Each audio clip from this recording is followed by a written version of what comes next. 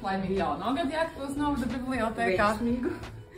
Rītdien aprit 90 gadi, kā Kārlis Ulmanis aicināja draudzīgajā aicinājumā dāvināt grāmatas gleznas savām pagastu novadu bibliotēkām un skolām.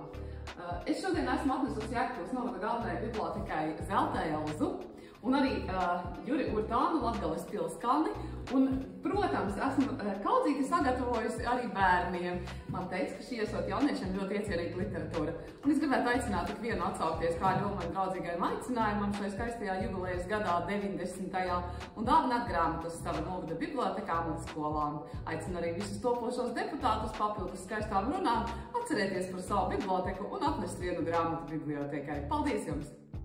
Paldies, jo pati labākā dāvana bibliotekai ir grāmata.